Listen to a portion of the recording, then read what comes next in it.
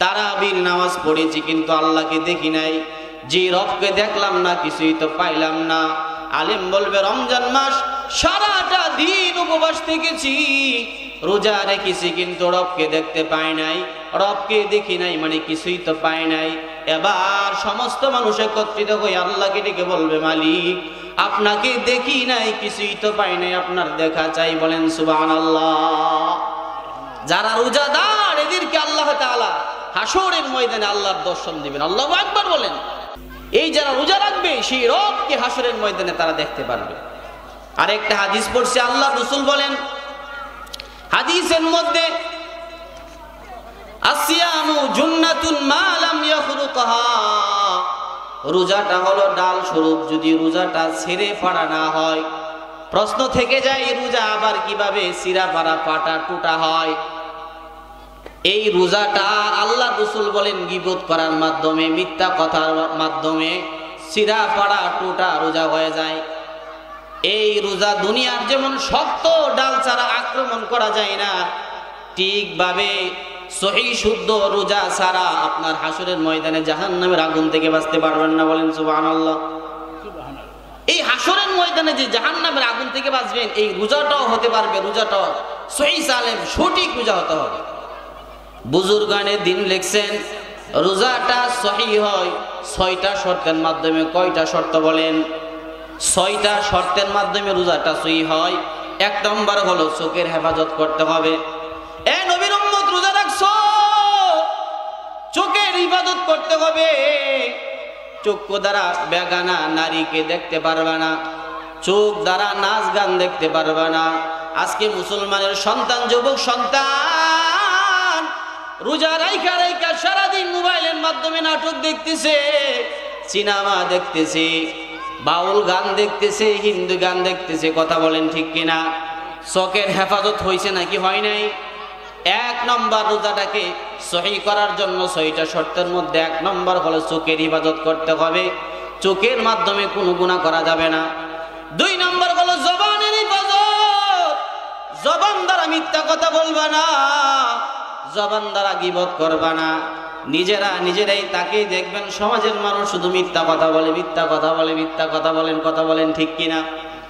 আমার উস্তাদ মুফতি মুবারকুল্লাহ সাহেব দামাত বারাকাতুহুম হাদিসের ক্লাসের মধ্যে বলছিলেন মিথ্যা কথা বললে জবান দিয়ে দুর্গন্ধ বের হয়। কি বের হয় বলেন? দুর্গন্ধ বের হয়। প্রশ্ন থেকে যায় কত মানুষ কত মিথ্যা কথা বলে, আজও তো কারো মুখে দুর্গন্ধ পেলাম না। ক্লাসের মধ্যে প্রশ্ন করলাম হুজুর হাদিসের তরজমাটা বুঝে আসছে না। আমার উস্তাদ ক্লাসের মধ্যে বুঝাইছে, উপমা দিয়েছে, শুনো মুমিন মুসলমান, যে কর্মচারীরা চামড়ার দোকানে কাজ করে, চামড়ার দোকানের কাজ দিয়ে গেলে দুর্গন্ধ করে কি করে না? আওয়াজ দিয়ে বলেন। যারা এই ফ্যাক্টরিতে কাজ করতেছে এদের নাকের মধ্যে যদি গন্ধ লাগতো তারা চাকরি করতে পারতো না। আমার উস্তাদ বলছিল শোনো ছাত্ররা শোনো, সমাজের মানুষ আজকে সবাই মিথ্যা কথা বলে, একজনের দুর্গন্ধটা আরেকজনের নাকে এই জন্যই লাগে না। বুঝছেননি? এই জন্য জবান দ্বারা যে গুনাহ হয়, মিথ্যা কথা বলে, গীবত করে। আল্লাহর রাসূলের জামানায় 2 জন মহিলা রোজা রেখে খাইল হয়ে পড়েছে, অসুস্থ হয়ে পড়েছে। আল্লাহর রাসূলের কাছে খবর পাঠাইছে, ওগো আল্লাহর নবী 2 জন মহিলা অসুস্থ হয়ে পড়ছে, রোজা রাখছে, অসুস্থ হয়ে পড়ছে, খাইল হয়ে পড়ছে। আল্লাহর রাসূল বলে না না, রোজা রেখে কোনো মহিলা অসুস্থ হওয়ার তো কোনো কথা না। আল্লাহর রাসূল সাহাবায়ে কেরামের মাধ্যমে মহিলার কাছে পেয়ালা পাঠাইছে, যাও গিয়ে বলে বমি করার জন্য। মহিলা 2 জন বমি করছে, দেখা গেছে মুখ দিয়ে তাজা রক্ত এবং কাঁচা গোশত বের হইছে। আল্লাহর রাসূলের কাছে নিয়ে আসছে। আল্লাহর রাসূল সাল্লাল্লাহু আলাইহি ওয়াসাল্লাম বলছেন তারা গীবত করছে। কারণ হাদিস শরীফের মধ্যে আসছে যারা গীবত করে তারা কাঁচা গোশতের টুকরা চিবা চিবা খায়। নাউজুবিল্লাহ বলেন। প্রমাণ হয়ে গেছে আল্লাহর রাসূল বলে তারা গীবত করছে, এজন্য তারা খাইল হয়ে পড়ছে, অন্যথায় অসুস্থ হওয়ার কোনো কথাই আসে না। কিন্তু আজকে তাকায় দেখো কত মুমিন মুসলমান সারাদিন মিথ্যা কথা বলতেছে, গীবত করতেছে। রে মুমিন, নিজেকে নিজে শুধরাও। সারাটা দিন উপবাস থাকবা, রোজা রাখবা। তুমি যদি মিথ্যা কথা বলো, যদি মিথ্যা কথার মাধ্যমে, গীবত করার মাধ্যমে রোজাটা নষ্ট হয়ে যায়, তোমার মতো দুর্ভাগা আর কে আছে? কথা বলেন ঠিক কিনা? এজন্য রোজা রাখবেন। কষ্ট যেহেতু করবই, তাহলে কেন মিথ্যা কথা বলবো, কেন গীবত করবো? কিন্তু সমাজের মধ্যে এই মিথ্যা কথাটা আর গীবতটা সয়লাভ হয়ে গেছে, ঘরে ঘরে ছড়িয়ে পড়ছে। মজলিসে বসলে মিথ্যা কথা ছাড়া আর কোনো কথাই চলে না। 4-5 জন একসাথে বসলে আরেকজনের গীবত ছাড়া তো মজমাটাই জমাইতে পারে না। কথা বলেন ঠিক কিনা? এজন্য রোজাটাকে যদি সহিভাবে করতে চাও, 2 নম্বর শর্ত হলো জবানের হেফাজত। জবান দ্বারা মিথ্যা কথা বলবা না, জবান দ্বারা কারো গীবত করবা না। 3 নম্বর হলো কানের হেফাজত। এই নবীর উম্মতের দল, ভালো করে শুনে নাও। 3 নম্বর হলো কানের হেফাজত করবা। কান দ্বারা বাউল গান শুনবা না, কানের দ্বারা মিথ্যা কথা শুনবা না, কানের দ্বারা গীবত শুনবা না, কানের দ্বারা হিন্দি গান শুনবা না, কানের দ্বারা ইংলিশ গান শুনবা না। যেই মজলিসের মধ্যে বসলে দেখবা গুনাহ হবে, গুনাহ হবে, গুনার আড্ডা শুরু হয়ে গেছে, এই মজলিস তুমি ত্যাগ করবা, এই মজলিসের মধ্যে বসবা না। এ নবীর উম্মত, ভালো করে শুনে নাও। আজকে তাকায় দেখো, সারাটা দিন যুবকেরা হিন্দি গানের মাধ্যমে কাটাইতেছে, বৃদ্ধ মানুষ বাউল গানের মাধ্যমে কাটাইতেছে। কথা বলেন ঠিক কিনা? এ যুবক ভাই, তুমি কি ভাবছো তোমার যৌবন চিরদিন থাকবে? না না, যৌবনটা চিরদিন থাকবে না। যৌবন একদিন শেষ হয়ে যাবে। হাসরের ময়দানে যখন দাঁড়াইবা, আল্লাহ তাআলা তোমার যৌবন সম্পর্কে জিজ্ঞাসা করবে, যৌবন কালটা কেমন করে কাটাইছো রে যুবক? ওই দিন যদি আটকা পড়ে যাও, নিশ্চিত জাহান্নাম, কোনো সন্দেহ নাই। জাহান্নামের আগুন কত কঠিন। পয়গম্বর মূসা আলাইহিস সালাতু ওয়াস সালাম আল্লাহর সঙ্গে কথা বলার জন্য রওনা হইছে। হঠাৎ কানের মধ্যে আওয়াজ চলে আসছে, কে যেন কান্না করে, কে যেন কান্না করে। পয়গম্বর ডানে তাকাইছে, কেউ নাই। পয়গম্বর বামে তাকাইছে, কেউ নাই। পয়গম্বর সামনের দিকে তাকাইছে, কেউ নাই। পয়গম্বর পেছনের দিকে তাকাইছে, কেউ নাই। পয়গম্বর চিন্তা করলেন, কে কান্না করে, কে কান্না করে, কে কান্না করে। হঠাৎ তাকায় দেখে একটা পাথর কান্না করতেছে। পয়গম্বর পাথরের কাছে চলে গেছে। পয়গম্বর মূসা আলাইহিস সালাতু ওয়াস সালাম পাথরকে ডাইকা বলে, পাথর তুমি কেন কান্না করো? পাথর ডেকে বলো, আল্লাহর পয়গম্বর, এই জন্য কান্না করতেছি, শুনছি জাহান্নামের লাকড়ি বানাইবে মানুষ এবং পাথর। ওগো আল্লাহর পয়গম্বর, আমি পাথর জাহান্নামের আগুন বরদাস্ত করতে পারবো না। আপনি যখন আল্লাহর সঙ্গে কথা বলবেন, আপনি আল্লাহর কাছে এই দরখাস্তটা করবেন, আল্লাহ তাআলা যেন আমি পাথরকে জাহান্নামের আগুন দিয়ে না জ্বালাই, জাহান্নামের লাকড়ি না বানাই। পয়গম্বর চলে গেছে আল্লাহর সঙ্গে কথা বলার জন্য। আল্লাহর সঙ্গে কথা বলছে। সর্বশেষ পয়গম্বর বলে, আল্লাহ, আসার সময় দেখছি একটা পাথর কান্না করে। পাথর কান্না করে আর বলছে, আপনি যেন জাহান্নামে না জ্বালান। আল্লাহ বলে, ও পয়গম্বর, জানা দেন আমি এই পাথরকে জাহান্নামের আগুন দিয়ে জ্বালাইব না। বলে আল্লাহু আকবার। এজন্য পাথরের জাহান্নামের শাস্তি থেকে বই হয়, জাহান্নামের আগুন বরদাস্ত করবে না। একটা মানুষ হয়ে সেই জাহান্নামের চিন্তা নাই। কথা বলেন ঠিক কিনা? মানুষ যদি জাহান্নামের বই করত, দোকানে বৈশা বৈশা সিনেমা দেখতো না। বৃদ্ধ মানুষ বৃদ্ধ হয়ে গেছে, দাড়ি পেকে গেছে, কবরে যাওয়ার সময় হয়ে গেছে, এখনো পর্যন্ত শাস্ত্রের মধ্যে বৈশা বৈশা নগ্ন ছবি দেখে আসে না নাই? আমার কলিজার টুকরা যুবক ভাইরা শুনে নাও, এই যৌবনটা তোমার স্থায়ী নয়। যৌবন তোমার শেষ হয়ে যাবে রে যুবক। এখনো সময় আছে, গুনার কাজ ছেড়ে দাও, গুনাহ ছেড়ে দাও, গুনাহ ছেড়ে দাও। আর হেডফোন দিয়ে গান শুনবা না, আর বাউল গানের মজমায় তুমি যাইবা না, গানের মজলিসে টাকা দিবা না, গানের মজলিসের চাঁদা তোমরা দিবা না। যদি এটা মেনে চলতে পারো, হতে পারে আল্লাহ তাআলা এর বিনিময়ে তোমাকে জান্নাত দিবে। এজন্য তৃতীয় নম্বর শর্ত কি? কানের হেফাজত করতে হবে। যদি রোজাটাকে সহি সঠিকভাবে আদায় করতে চান, তৃতীয় নম্বর শর্ত কি? কানের হেফাজত করতে হবে। চতুর্থ নম্বর শর্ত হলো এই 3 অঙ্গ ছাড়া আর যত অঙ্গ দ্বারা গুনার কাজ হয় তার থেকে বেঁচে থাকা। গুনার উদ্দেশ্য রওনা কইছো, হেঁটে হেঁটে রওনা কইছো, পায়ের মাধ্যমে গুনাহ হইতেছে। তুমি গানের প্যান্ডেলটা তুমি সাজাইতেছো, হাতের মাধ্যমে গুনাহ হইতেছে। কথা বলেন ঠিক কিনা? তোমার পায়ের মাধ্যমে গুনাহ হয়, হাতের মাধ্যমে গুনাহ হয়।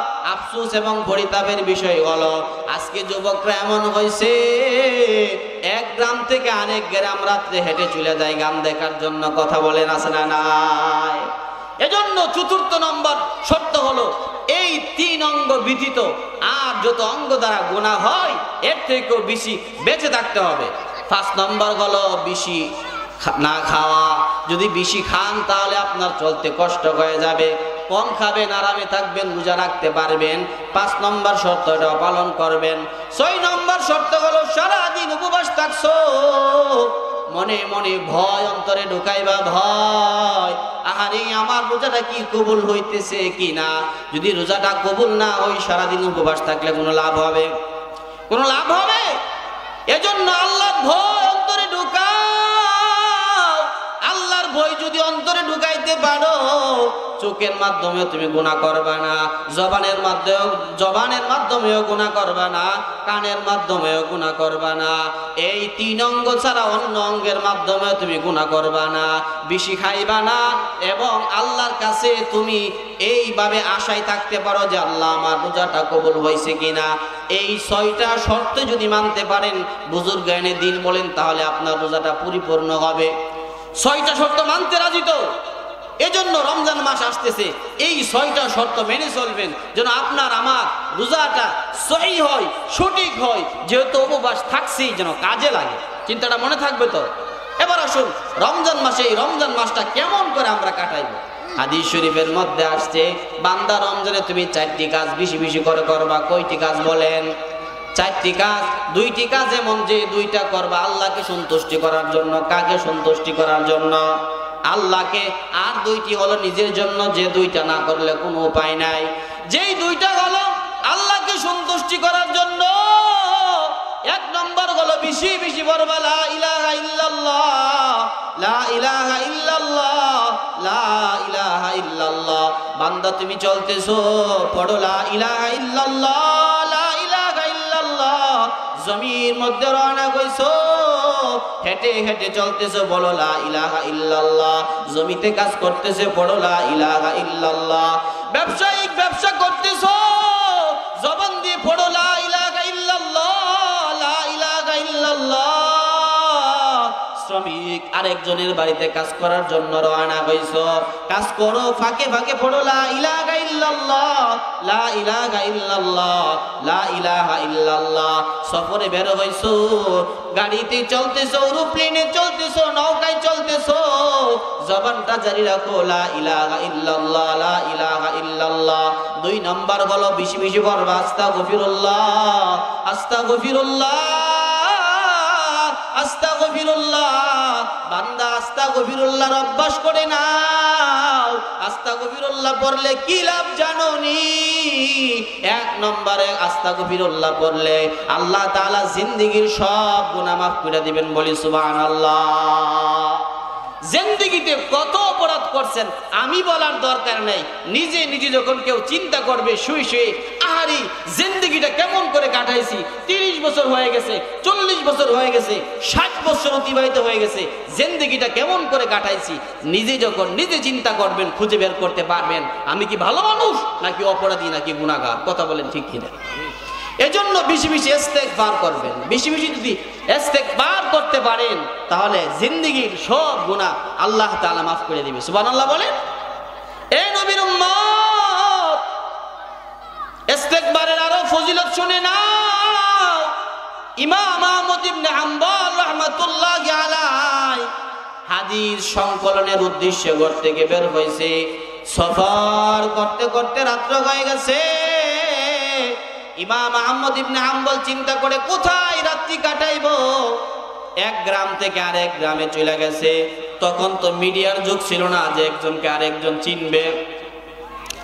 আরেক গ্রামে যাওয়ার পর ইমাম আহমদ ইবনে হাম্বলকে চিনে না, ওই গ্রামের লোকেরা চিনে না। ইমাম আহমদ ইবনে হাম্বল রাহমাতুল্লাহি আলাইহি এক মসজিদের কাছে গেছে রাতের বেলা থাকার জন্য। মসজিদের খাদেম ইমাম আহমদ ইবনে হাম্বলকে চিনে না। ইমাম আহমদ ইবনে হাম্বল বলতেছে, ভাই আজকের রাত্রটা কি তোমাদের মসজিদে থাকতে পারবো? বলে, না না, আমাদের মসজিদে থাকার কোনো জায়গা নাই। অপরিচিত কোনো লোককে আমাদের মসজিদে থাকতে দেয় না, মসজিদ থেকে তাড়িয়ে দিছে। আবার ইমাম আহমদ ইবনে হাম্বল রাহমাতুল্লাহি আলাইহি আরেক মসজিদে চলে গেছে। আরেক মসজিদে যখন থাকার অনুমতি তাই চাইছে, মসজিদের খাদেম ইমাম আহমদ ইবনে হাম্বলকে বলে, না না, আমাদের মসজিদে কোনো অপরিচিত কাউকে থাকতে দেয় না, কারণ তারা তো চিনে না সে কে, এজন্য থাকতে দিতেছে না। ইমাম আহমদ ইবনে হাম্বল রাহমাতুল্লাহি আলাইহি রাতের বেলা হাঁটতেছে, হঠাৎ তাকে দেখে অনেক দূরে একটা আগুন প্রজ্বলিত হচ্ছে। আহমদ ইবনে হাম্বল রাহমাতুল্লাহি আলাইহি আগুনের উদ্দেশ্যে রওনা হয়েছে। গিয়ে দেখে একজন যুবক আল্লাহর গোলাম নিজে নিজে রুটি বেলতেছে, আবার সেই রুটি খোলা দিতেছে। এমন করে সময় কাটাইতেছে আর জবান নড়তেছে। ইমাম আহমদ ইবনে হাম্বল রাহমাতুল্লাহি আলাইহি যুবককে ডাইকে বলে, যুবক আজকের রাত্রটা কি আমি তোমার চুলার কিনারায় বসে কাটাইতে পারি? ইমাম আহমদ ইবনে হাম্বলকে যুবক চেনে না। যুবক বলে, চুলার কিনারায় কেন? লেফের ব্যবস্থা আছে, তুষকের ব্যবস্থা আছে, আরাম করবেন। আমার কাছে রুটি আছে, গোশত আছে, খান, আরাম করেন। দেখা যাইতেছে আপনি হুজুর মানুষ, তাহাজ্জুদের সময় আপনাকে গরম পানির ব্যবস্থা করব তাহাজ্জুদ পড়ার জন্য। এ নবীর উম্মত, ইমাম আহমদ ইবনে হাম্বল রাহমাতুল্লাহি আলাইহি আরাম করতে শুরু করছেন। খাওয়া দাওয়া শেষ করে আরাম করতেছেন। সকাল যখন হয়েছে, ইমাম আহমদ ইবনে হাম্বল রাহমাতুল্লাহি আলাইহি যুবককে ডেকে বলে, যুবক মনে যদি কিছু না নাও, আমি তোমাকে একটা প্রশ্ন করতে চাই। ইমাম আহমদ ইবনে হাম্বল রাহমাতুল্লাহি আলাইহি এই কথা বলার পর যুবক ডাইকে বলে, হুজুর আপনি কি বলতে চান বলেন। ইমাম আহমদ ইবনে হাম্বল রাহমাতুল্লাহি আলাইহি ডেকে বলে, যুবক আসার পরে এই পর্যন্ত দেখলাম তোমার জবান নড়ে। এর যুবক তুমি জবান নাড়ায় কি বলো? আমার জানতে বড় মনে চাই। ইমাম আহমদ ইবনে হাম্বল রাহমাতুল্লাহি আলাইহি কথা বলার পর যুবক ডাইকা বলে, ও হুজুর শুনে নেন, আমি সর্বক্ষণ আস্তাগফিরুল্লাহ পড়ি, বলেন সুবহানাল্লাহ। এবার ইমাম আহমদ ইবনে হাম্বল বলে, যুবক এই আস্তাগফিরুল্লাহর মধ্যে তুমি কি পাইছো? যুবক ডাইকা বলে, হুজুর জীবনে যত দোয়া করছি সব দোয়া আল্লাহ কবুল করে নিয়েছে, সুবহানাল্লাহ বলেন। এবং আল্লাহ তাআলা এই জামানার মুস্তাজাবুদ দাওয়া আমাকে বানায় দিয়েছেন। আমি যেই দোয়াটাই করি সেই দোয়াটাই আল্লাহ কবুল করে নাই, সেই দোয়াটাই আল্লাহ তাআলা কবুল করে নেই। এখন শুধু একটা দোয়া আমার এখনো পর্যন্ত বাকি রয়েছে। এবার ইমাম আহমদ ইবনে হাম্বল বলে, যুবক কোন দোয়াটা তোমার এখনো পর্যন্ত বাকি রয়েছে? ইমাম আহমদ ইবনে হাম্বল এই কথা বলার পর যুবক ডাইকা বলে, হুজুর আমার বাবার মুখে শুনছি এই জমানার শ্রেষ্ঠ আলেম ইমাম আহমদ ইবনে হাম্বল রাহমাতুল্লাহি আলাইহি। আমার মনে বড় আশা, বড় তামান্না, আমি যদি ইমাম আহমদ ইবনে হাম্বলকে দেখতে পাইতাম, যদি ওনার হাতের সাথে হাত মিলাইতাম, তাহলে আমার জীবনের সব দোয়া কবুল হয়ে যাইত। এবার ইমাম আহমদ ইবনে হাম্বল বলে, যুবক তোর এই দোয়াটা আল্লাহ কবুল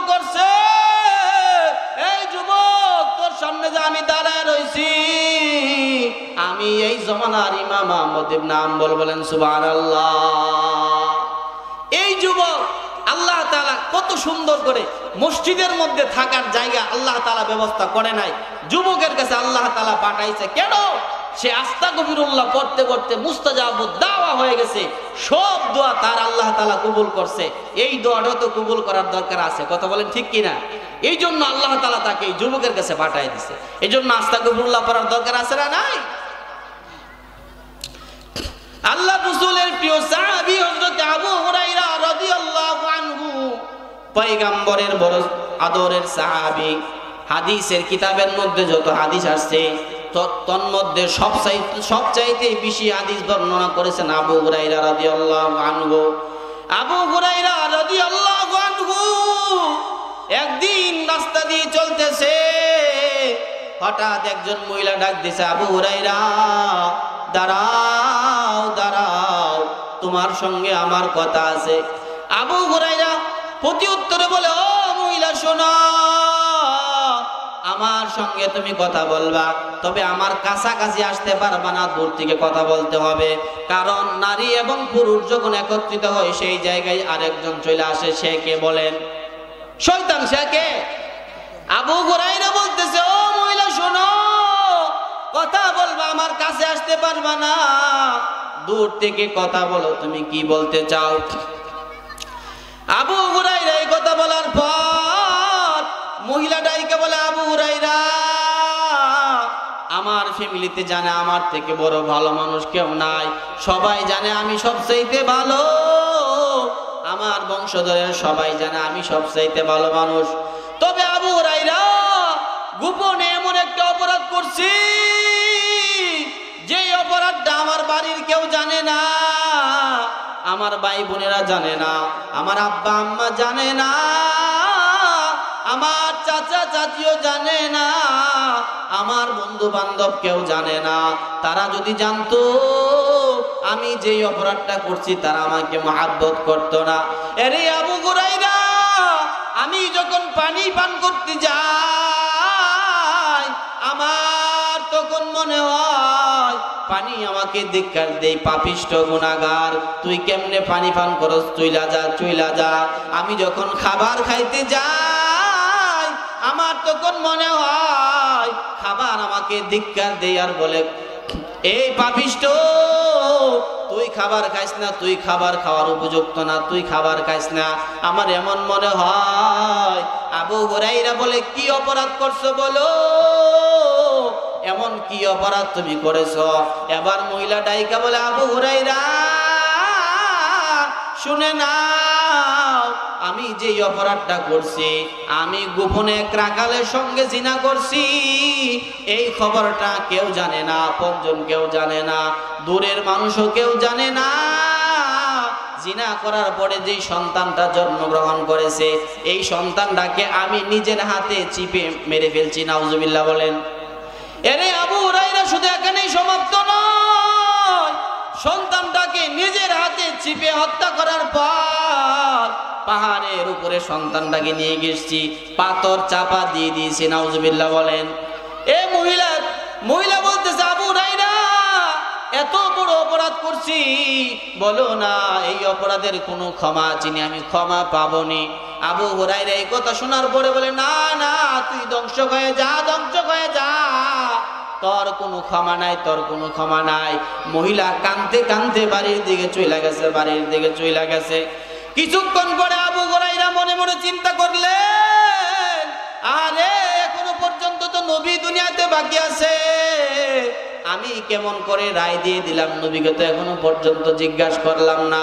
আবু হুরায়রা নবীর দরবারে চলে গেছে, আল্লাহর রাসূলকে ডাইকা বলে, ইয়া রাসূলুল্লাহ, আপনার এক উম্মত এমন এমন অপরাধ করছে, আমি শোনার পরে বইলা দিছি তুমি ধ্বংস হও, তুমি ধ্বংস হও। আল্লাহর রাসূল প্রতি উত্তরে বলে, আবু হুরায়রা তুমি ধ্বংস হও। আবু হুরায়রা তো চমকায় চমকায় গিয়ে বলেন, ইয়া রাসূলুল্লাহ, এটা আবার কেমন করে আমাকে বললেন আমি ধ্বংস হওয়ার জন্য? আল্লাহর রাসূল বলে, আবু হুরায়রা শুনে নাও, কিছুক্ষণ পর্বে জিব্রাইল আলাইহিস সালাতু ওয়াস সালাম আমার কাছে অবতরণ করছে, এই মহিলার মাফের ঘোষণা করছে, বলি সুবহানাল্লাহ। মাপ পাইলো, বেশি বেশি চোখের পানি জড়াইছে আর ইস্তেগফার করছে, সুবহানাল্লাহ বলেন। তাহলে ইস্তেগফার করার দরকার আছে না?